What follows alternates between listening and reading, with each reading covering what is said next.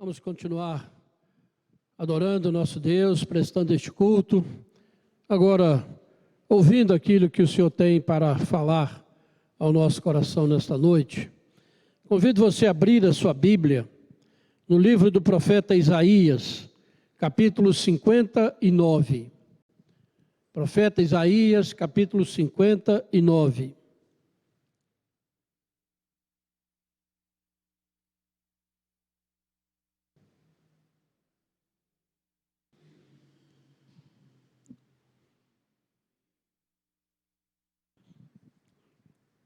Vamos colocar de pé, irmãos, para ouvirmos a leitura da palavra de Deus.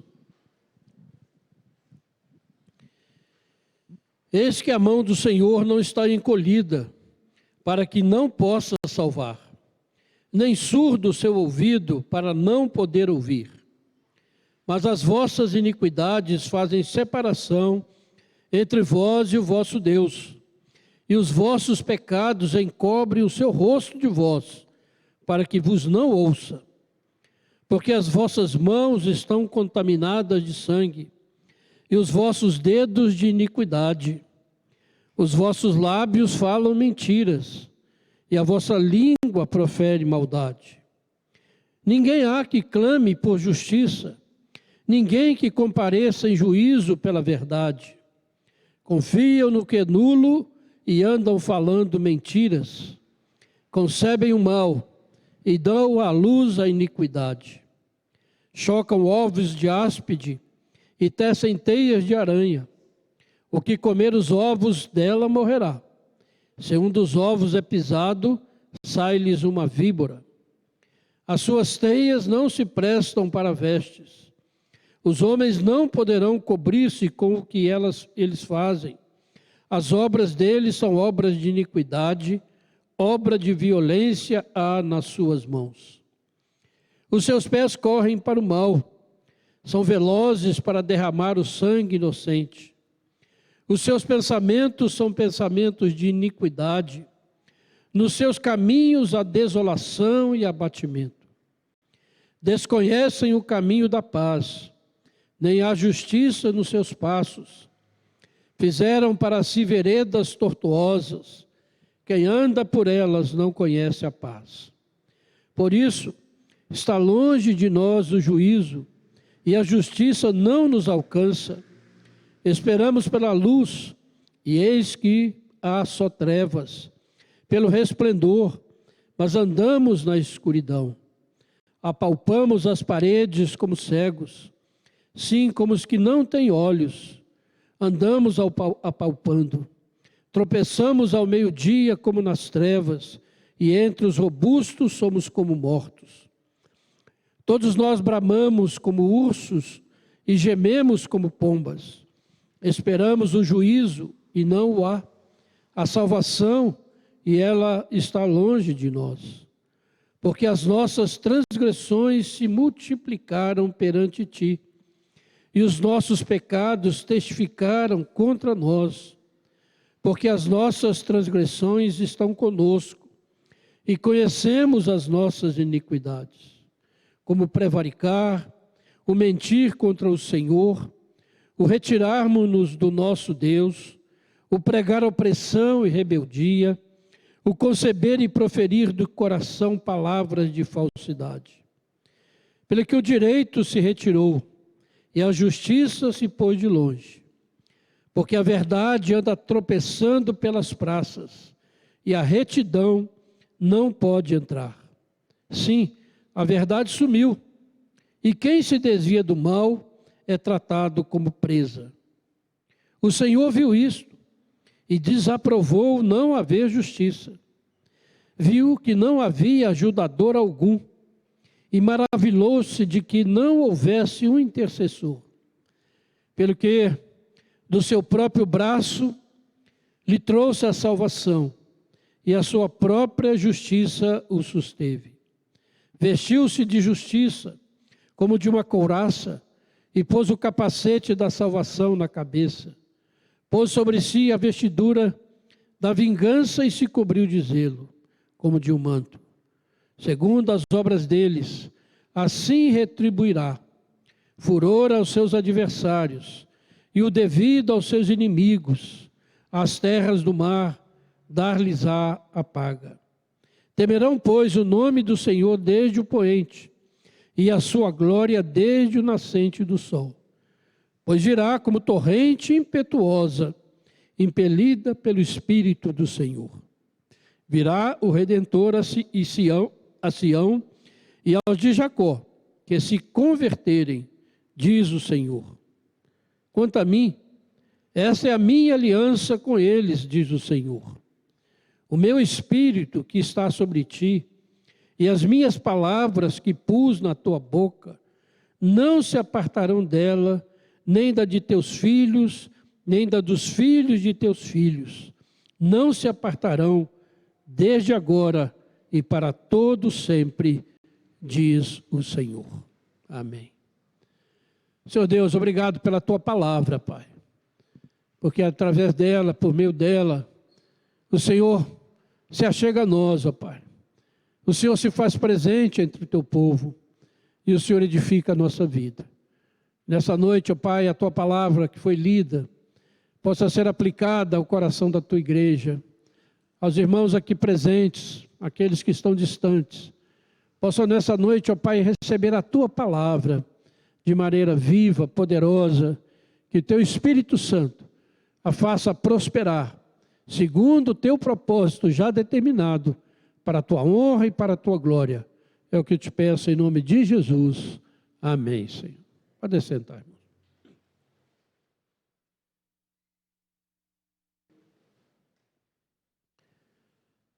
Nos capítulos 58 e 59 desse livro do profeta Isaías, eles descrevem o encontro entre Yahvé, o Deus de Israel, o Deus vivo, e a comunidade adoradora que prestava culto a esse Deus. O centro destes capítulos são as transgressões dos adoradores e a aparente distância de Deus, que não responde às suas orações, que não intervém para livrá-los do mal. Deus não age a favor deles. E o texto então vai conter tanto condenação quanto promessa. E o profeta aqui, ele aparece como um pregador de arrependimento, chamando o povo a se voltar para Deus, a se arrepender, a ter uma vida de justiça e de adoração diante de Deus.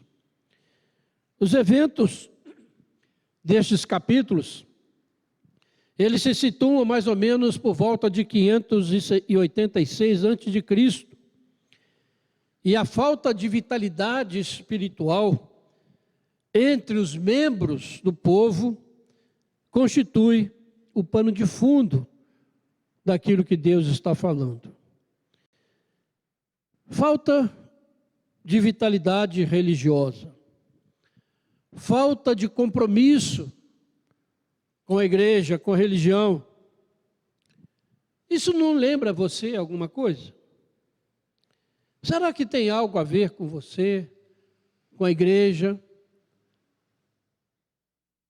Será que esse texto, escrito há 2.600 anos praticamente, tem alguma coisa para falar no nosso coração no século 21? Vamos ser então, quando ouvir essa palavra, que você tenha em mente que Deus está falando conosco, com o seu povo eleito. Ele não está falando com uma nação pecaminosa apenas, mas Ele está falando com o seu povo, que naquele contexto era o povo de Deus, o povo eleito, Israel. Mas no nosso contexto, nós somos o povo de Deus, eleito, separado, dentro de um mundo que jaz no maligno. E essa situação descrita nos versículos 1 e 2, se você mantém a sua Bíblia aí, para você acompanhar, aberta, não é resolvida senão lá no final do capítulo, quando Deus de fato intervém para salvar, para ouvir as orações, para vencer as divisões e não mais esconder a sua face do povo. Então o capítulo todo aparece Deus tratando dessa reclamação do povo, de que Deus havia parado de ouvir as orações, que não agia mais, que ninguém via mais o poder de Deus se manifestando. Então Deus vai trabalhar com o seu povo e no final Ele vai mostrar qual é a solução. Irmãos, note bem que poucos capítulos da Bíblia são tão ricos e diversos em suas palavras para descrever o pecado de Israel. Note bem as palavras do texto. O texto fala de iniquidades, pecados, mentiras, sangue, maldade, caos, atos de violência, transgressão, negação do Senhor, afastamento das verdades de Deus. Quanta coisa escrita aqui que o povo de Deus estava fazendo. E são estas coisas que separam Deus do seu povo e faz com que Ele não ouça as suas orações, que faz com que Deus não intervenha a favor do seu povo nesse tempo tão difícil que nós estamos vivendo. E eu fico impressionado, irmãos, com a atualidade da palavra de Deus, né? Como a palavra de Deus é atual, é viva, é verdadeira. Porque esse texto é uma descrição perfeita do tempo que nós estamos vivendo, não só no Brasil, mas em todo o mundo. Uma igreja que se afastou da verdade, que se afastou da revelação bíblica, de uma igreja que absorveu as ideologias humanistas espalhadas por este mundo. E por isso nós vemos essa tragédia acontecendo em todo o mundo. Porque a igreja do Senhor tem andado longe do seu Deus. E há nessa passagem muita tristeza pela condição espiritual do povo de Deus. Tanto lá em Israel naquele momento. Daí o profeta fala de gritantes injustiças que estavam sendo praticadas, inclusive por aqueles que deveriam aplicar a justiça. E há muita tristeza, sem dúvida nenhuma, nos nossos corações nestes dias também, em nosso país. Será que nós estamos satisfeitos com a justiça que está sendo praticada? Será que nós estamos felizes com a situação do país, da igreja, do mundo? Certamente o profeta não estava e nem Deus estava. Porque nós vemos uma justiça que muitas vezes solta o bandido e prende alguém que não cometeu crime algum. Há um trabalho todo para se cercear a liberdade da igreja, de pregar o evangelho. Eu já citei aqui, né, o caso do pastor Jorge Linhares, que foi processado porque disse que menino é menino e menina é menina. Foi chamado ao Ministério Público porque estava num suposto discurso de ódio. Assim tem sido a justiça no nosso país. O texto, nós vimos, irmãos, ele é riquíssimo, ele é profundo. Ele vai muito além da nossa capacidade de entendê-lo e muito menos de pregá-lo num sermão. É claro que não podemos esgotar o texto. Seria impossível. Gastaríamos aqui dias falando sobre a sua profundidade, o seu conteúdo.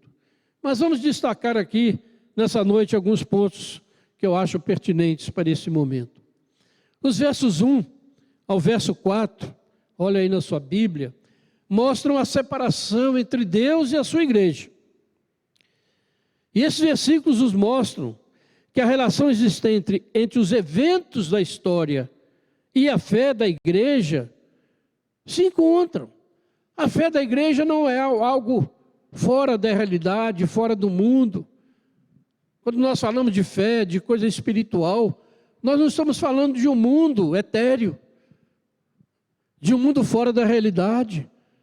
Mas esse texto, como eu já disse, ele está datado dentro da história de um povo que vivia essa situação. E o profeta foi enviado a eles por Deus para trazer essa mensagem.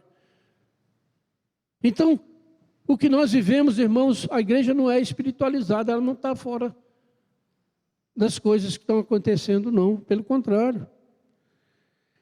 E o profeta começa, então, falando seu discurso com uma resposta ao lamento implícito da comunidade de fé, de que Deus está muito longe, está muito distante, que Deus não intervém a favor do seu povo, que Deus não responde às suas orações. E o profeta então começa a dizer, e ele então muda rapidamente o seu pensamento de Deus para o povo. O povo está dizendo, Deus não responde, Deus não age. Aí o profeta vem e diz, olha, Deus não age por causa do pecado de vocês. Deus não ouve as orações, porque vocês estão andando muito longe dos caminhos do Senhor. E uma coisa que a gente aprende aqui, irmãos, é que o pecado, ele diminui a capacidade do ser humano de discernir a presença de Deus. Isso é claro. Olha, o mundo que é distante de Deus, ele não discerne que há um Deus soberano. Ele não consegue discernir a ação de Deus. Mas infelizmente isso também acontece dentro da igreja. Quando a igreja e crentes andam longe do Senhor, eles não conseguem entender e ver Deus agindo. Que coisa interessante. Nós deveríamos nos perguntar também, por que experimentamos tão pouco a presença de Deus na nossa vida, nos nossos cultos? Parece que Deus não está presente no culto. Parece que o culto é algo rotineiro, sem sentido, que a gente vem aqui por costume, que a gente não tinha nada melhor para fazer, porque na maioria das vezes não distinguimos a presença de Deus. Quando a promessa, Deus disse que estaria no meio do seu povo, quando o povo se reúne em adoração, mas muitas vezes nós não percebemos isso, achando que Deus está distante, Deus não está aqui, o culto está monótono, é a mesma coisa todo dia. O que está acontecendo? O versículo 2 vai dizer então que naquela relação de aliança, Israel se torna o povo santo e separado para Yahvé, seu Deus. Mas o relacionamento estava condicionado na obrigação e na responsabilidade, na obediência e na santidade da vida do povo. Aí sim haveria um relacionamento entre Deus e o seu povo. E é interessante que fala, no versículo 2, que essa expressão, né, buscar a face do Senhor, era uma expressão de adoração. E as pessoas iam ter para contemplar a Deus, para receber a bênção de Deus, para serem consolados e renovados por Deus. Então usa essa expressão, por isso o profeta diz, os vossos pecados encobrem o seu rosto de vós. Mas note bem, esconde o seu rosto. Quando fala assim, a ideia é a seguinte, para que vocês não vejam o seu rosto, para que vocês não contemple a sua bondade. Mas vejam bem como é que ele termina.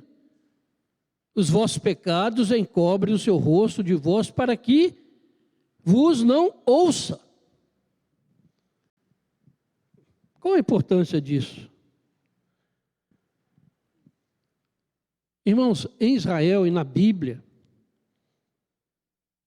a presença de Deus era reconhecida não por ver algo extraordinário, não por experimentar uma emoção diferente. Não era isso que caracterizava a presença de Deus no meio do seu povo.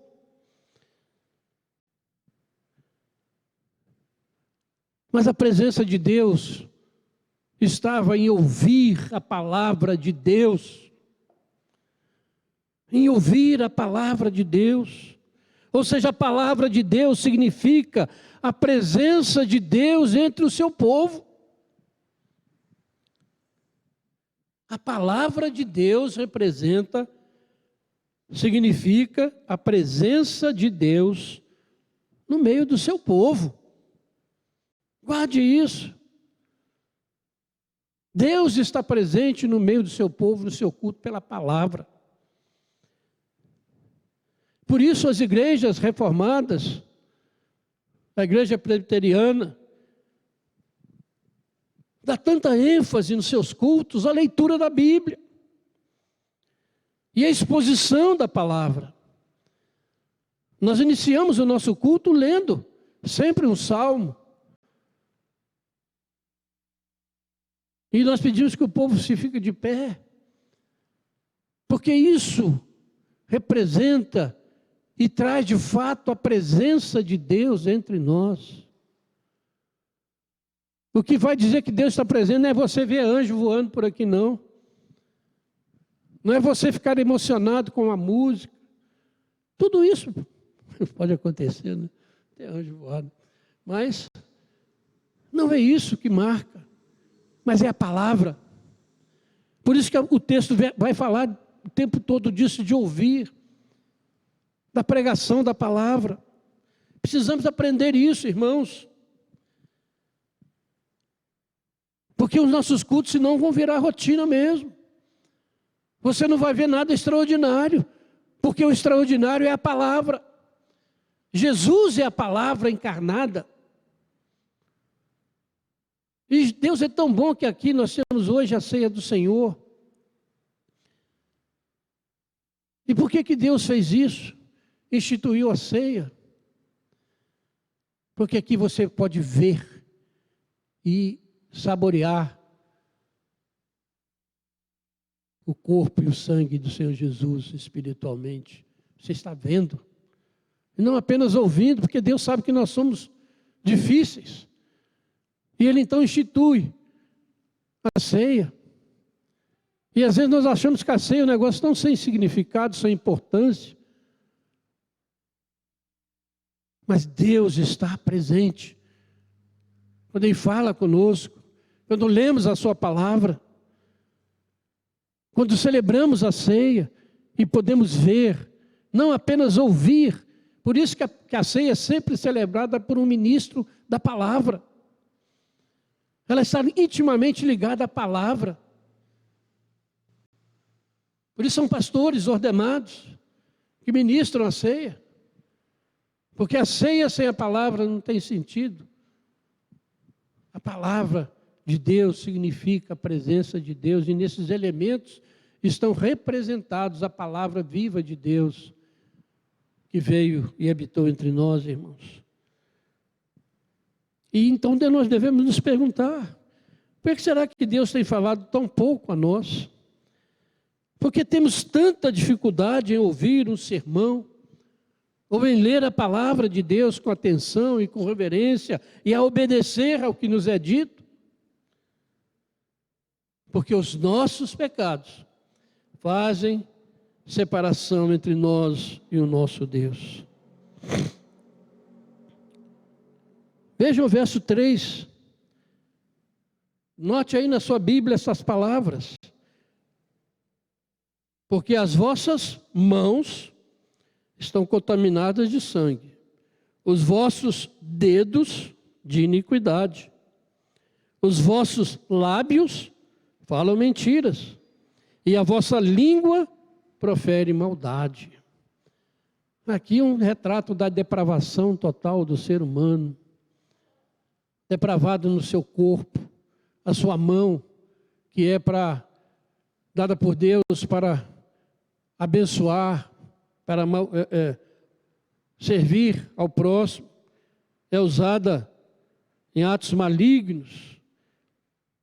E a palavra do ser humano está contaminada, os seus lábios, a sua língua, que foram dadas para glorificar a Deus, e são usados para atacar outros, para xingar, para causar divisão, para defender pontos de vista contrários à palavra. Por isso nós não somos inocentes. Estamos todos longe do Senhor. Israel usou seus membros de forma errada e perdeu a comunhão conosco. E eu fico pensando na nossa situação, cristãos, que depois de 2000 anos de Deus demonstrar o seu amor na cruz de Jesus, nós que um dia experimentamos a graça renovadora do Senhor, continuamos agindo dessa maneira? A nossa responsabilidade é maior, porque a nossa graça é muito maior. E o versículo 4, então, irmãos, que completam esse texto aí, na divisão, fala que a questão do pecado social, ele é tirada dos tribunais de justiça. Ninguém há que clame pela justiça. Ninguém que compareça em juízo pela verdade. Confiam no que é nulo e andam falando mentiras. Concebem o mal e dão à luz a iniquidade.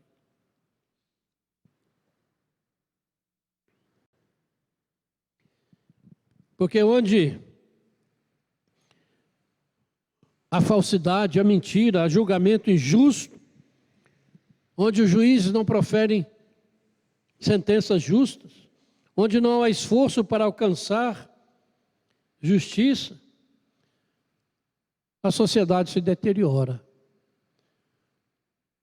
Diz aí, confiam no que é nulo. A NVI diz, se apoiam em argumentos vazios e falam mentiras. Querem o caos. E há um colapso total nos padrões éticos. Porque desprezar a verdade, desprezar a ética, abre caminho para todo tipo de corrupção, de falcatrua, de mentira. É isso que nós vemos acontecer nos nossos dias, meus irmãos.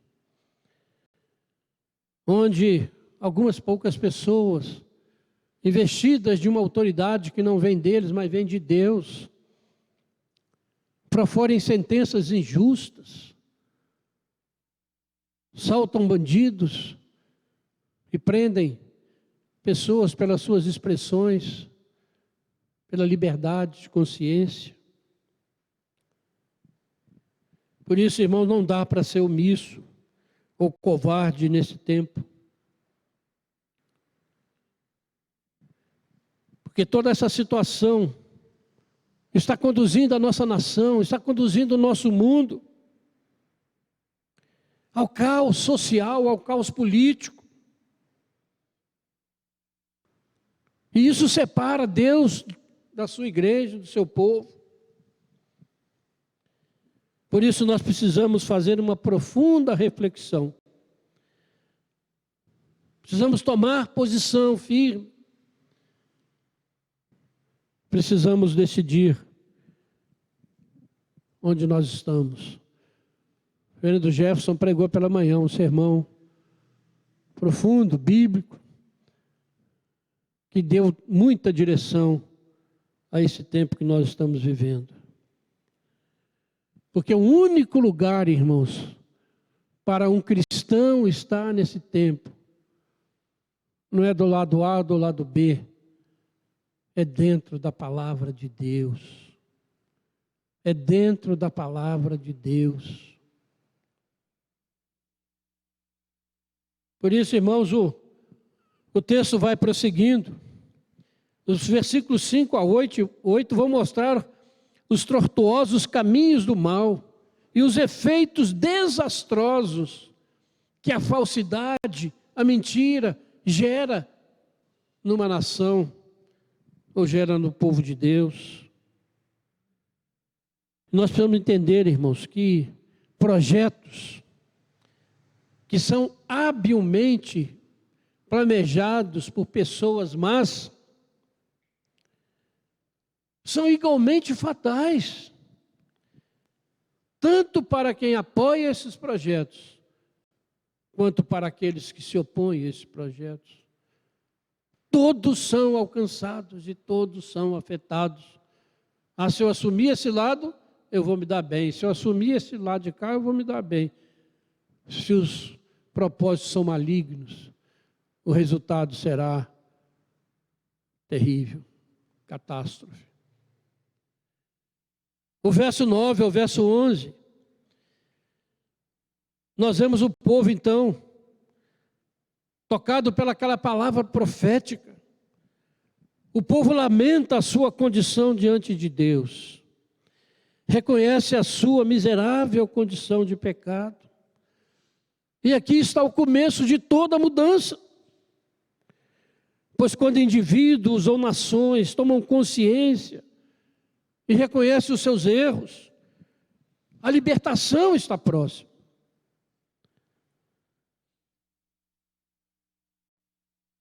Verso 9. Por isso está longe de nós o juízo e a justiça não nos alcança. Esperamos pela luz e eis que há só trevas. Pelo resplendor, mas andamos na escuridão. E no verso 12, nós encontramos o povo dizendo, você nota bem, no versículo 3, o profeta diz, vossas mãos, vossos lábios, vossa mão, vossos dedos, vossa língua. No verso 12, o povo já muda. O povo diz, porque as nossas transgressões se multiplicam perante Deus, perante ti, e os nossos pecados testificam contra nós, porque as nossas transgressões estão conosco, e conhecemos as nossas iniquidades. Que mudança! Antes o profeta dizia, Deus está longe porque vocês, os vossos pecados, é Pai. Agora o povo diz os nossos pecados. Reconhecem que realmente estão falhando diante de Deus, estão andando longe de Deus, não estão andando como deveria andar diante do Senhor, os nossos pecados. No verso 13, eles vão nomear alguns deles. Eles nomeiam, dizendo como as nossas iniquidades, como prevaricar. Prevaricar é você trair os interesses que é obrigado a proteger. Com relação ao cristão, prevaricar é ser descuidado com as coisas do reino de Deus, com aquilo que você prometeu a Deus e não cumpre. Diz aí, mentir contra o Senhor. No dia que você foi recebido numa igreja, você prometeu muitas coisas diante da igreja, diante de Deus. Você tem cumprido? Diz o retirarmos do nosso Deus, nos afastarmos da comunhão, do culto, deixarmos de estar adorando ao Senhor, isso é afastar-se do Senhor. E por isso as bênçãos, o fluxo das bênçãos são interrompidos. Fala aí, o pregar a opressão e a rebeldia, a conceber e proferir do coração palavras de falsidade. Se fosse hoje, conceber fake news, espalhar fake news, falsidade, mentira. E os versos 14 e verso 15, irmãos, vão mostrar os resultados práticos de uma vida de pecado no povo de Deus. Diz, pelo que o direito se retirou, e a justiça se pôs de longe, porque a verdade anda tropeçando pelas praças, e a retidão não pode entrar. Sim, a verdade sumiu. E quem se desvia do mal é tratado como presa, é alvo de ataques, de violência. Como esse texto é maravilhoso, profundo, palavra de Deus, Deus presente, Deus no meio do seu povo, pela sua palavra.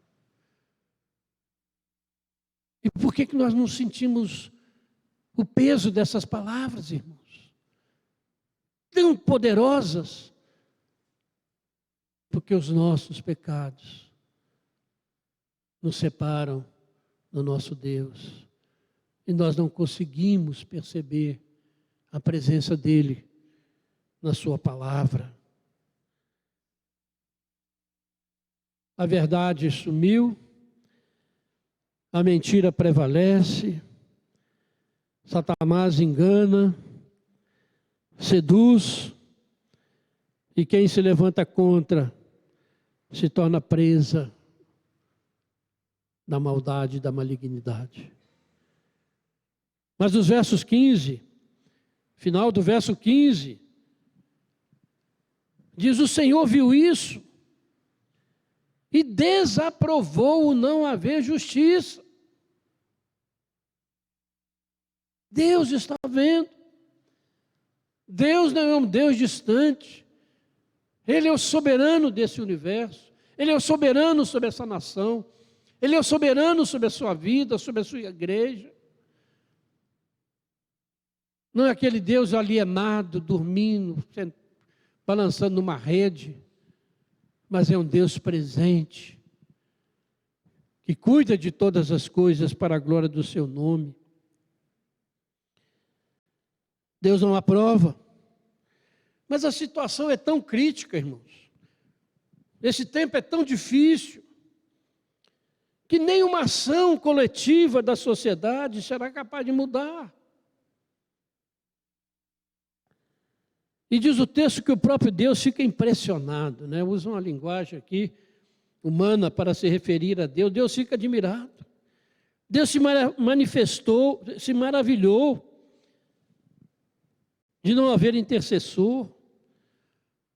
Às vezes nós falamos aqui na questão da oração também, mas o sentido aqui é que Deus viu que não havia ninguém que poderia resolver o problema da humanidade, o problema daquela nação. Ninguém seria capaz. Então ele resolve agir pelo seu próprio poder e trazer a salvação. Final do versículo 16 vai dizer: pelo que o seu próprio braço lhe trouxe a salvação e a sua própria justiça o susteve. Aqui nós temos uma referência, irmãos, remota. A salvação pela graça e não pelo agir humano, onde o ser humano não consegue mudar nem o seu próprio coração, não consegue mudar o seu próprio agir. Deus intervém com poder e graça. Ele fez isso em Jesus Cristo. Quando essa humanidade não tinha jeito de sair de onde estava, não havia esperança, onde o povo de Israel vivia longe de Deus, se arrependia e voltava para o pecado. Deus fala: eu vou intervir. E ele interviu. Jesus Cristo veio, trouxe libertação, salvação, esperança, que as coisas podem ser mudadas e serão mudadas pela obra do Senhor. E os versos 18 a 20, então, vão mostrar o que vai acontecer quando Deus intervir, quando Deus intervém nas situações mais desesperadoras. Diz o texto: segundo as obras deles, assim retribuirá. O furor aos seus adversários e o devido aos seus inimigos, as terras do mar dar-se-lhes a paga. Temerão, pois, o nome do Senhor desde o poente, e a sua glória desde o nascente do sol. Pois virá como torrente impetuosa, impelida pelo Espírito do Senhor, aleluia. Deus intervém, Deus vai intervir. Por mais desesperadora que seja a situação da igreja nos nossos dias, por mais apostasia que você possa ver acontecendo, por mais absurdos que você veja na nação, onde a verdade não existe, onde a justiça não é justa, quem poderá mudar isso? Deus. Deus. O pastor Jefferson falou de manhã sobre a questão de participar ou não das manifestações. Nós teremos aí no dia 7. É lícito, sim, dentro da lei, é lícito. Mas o que o cristão como pessoa, pode ir participar, se assim for do seu desejo, ele é livre. Mas a igreja, ela tem que estar de joelhos diante do Senhor que resolve tudo. Essa é a posição do povo de Deus. Você deve apoiar aquilo que deve ser certo. Você deve lutar pela liberdade da sua nação, pela liberdade de expressão, liberdade de culto. Mas, acima de tudo, nós precisamos buscar a face para que Ele nos ouça e intervenha como Ele prometeu. Nós não podemos. A igreja não tem poder militar, não tem poder econômico, não tem poder político, mas ela está diante do maior poder do universo, que é o Senhor dos senhores, o Rei dos reis. E Ele está no meio do seu povo com essa palavra. E se nós buscarmos a esse Deus, Ele vai mudar a situação. Não pense que as suas orações, a oração da igreja é algo puramente espiritual. Tem reflexo na nossa vida. Tem reflexo no nosso dia a dia. Porque o povo de Deus muitas vezes está muito preocupado com outras coisas. Mas tem muito pouco tempo para buscar o seu Senhor e se arrepender dos seus pecados e mudar a sua sorte.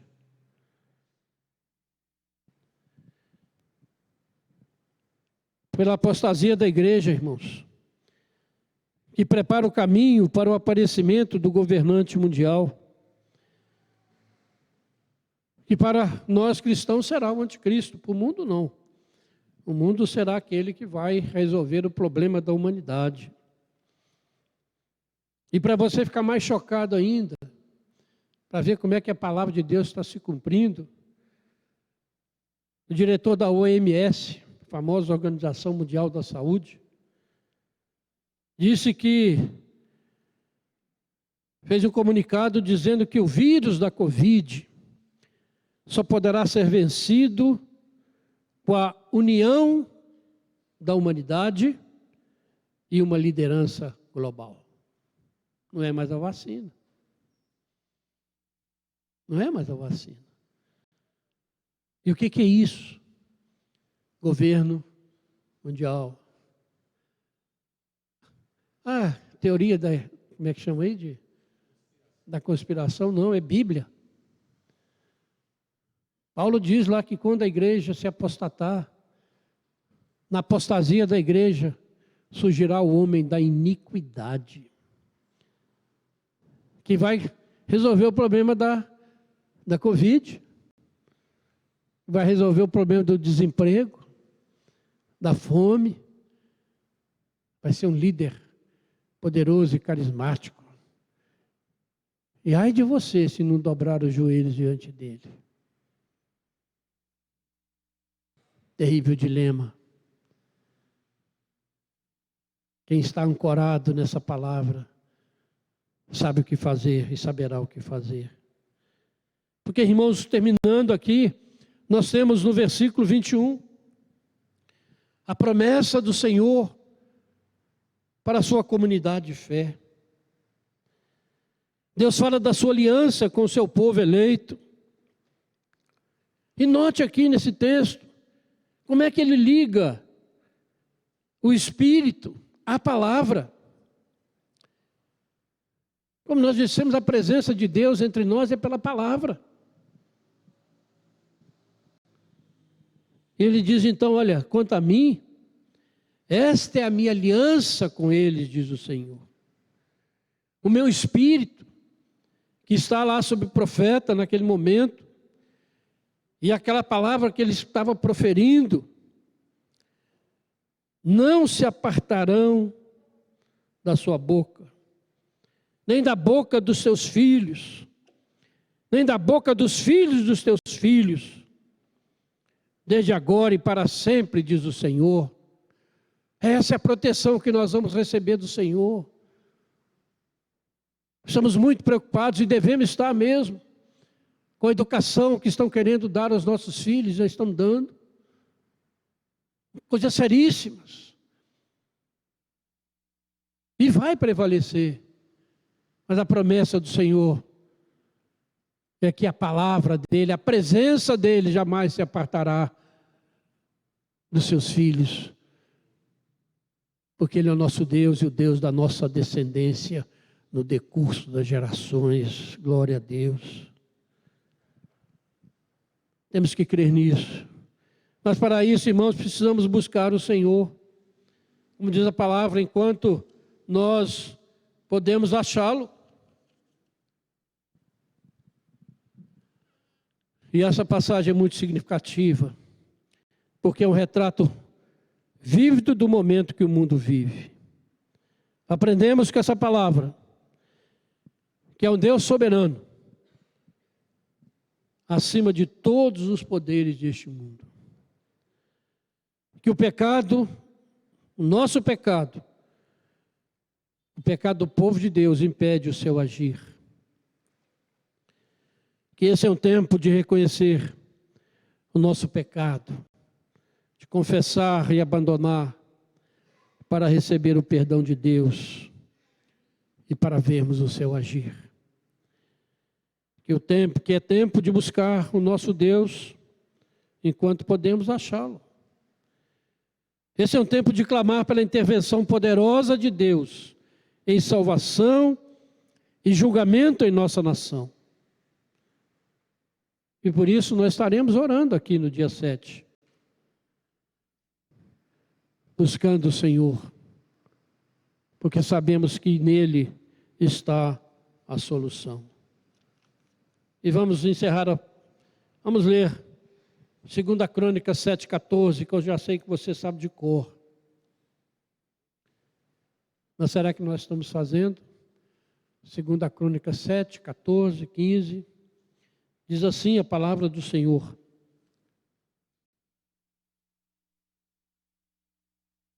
Se o meu povo, que se chama pelo meu nome, se humilhar e orar, e me buscar, e se converter dos seus maus caminhos, então eu ouvirei dos céus, ouvirei, perdoarei os seus pecados e sararei a sua terra. Estarão abertos os meus olhos e atentos os meus ouvidos à oração que se fizer neste lugar. É a promessa do Senhor. E além disso, 2 Coríntios, capítulo 10, verso 4 e 5, diz assim,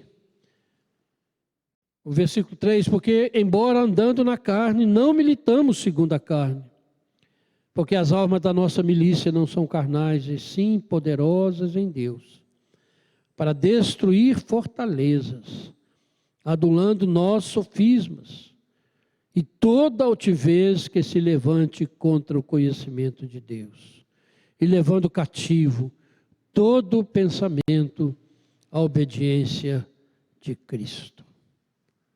Estas são as armas da nossa luta. O mundo tem as suas armas e vai usá-las, mas as nossas são muito mais poderosas se crermos. Se acharmos que a oração realmente faz diferença. Se cremos que Deus ouve o seu povo. E se nós nos arrependemos dos nossos pecados e mudarmos a nossa vida, Deus intervirá. Mais cedo ou mais tarde, Ele intervirá. Até aquele momento em que o texto diz que Ele virá como água impetuosa, impelida pelo Espírito. Virá o Redentor a Sião, e aos de Jacó que se converterem, diz o Senhor, a volta de Jesus. Será a solução para todos os dilemas da humanidade. E é nisso que nós esperamos. E é isso que nós dizemos, Maranata, hora vem, Senhor Jesus. Que Deus nos abençoe, irmãos, e nos capacite a viver. E que Ele realmente não se afaste do nosso meio, mas pelo contrário. Vamos orar? Convido você a orar, se preparando para a ceia do Senhor. Vamos participar desse momento. Também um momento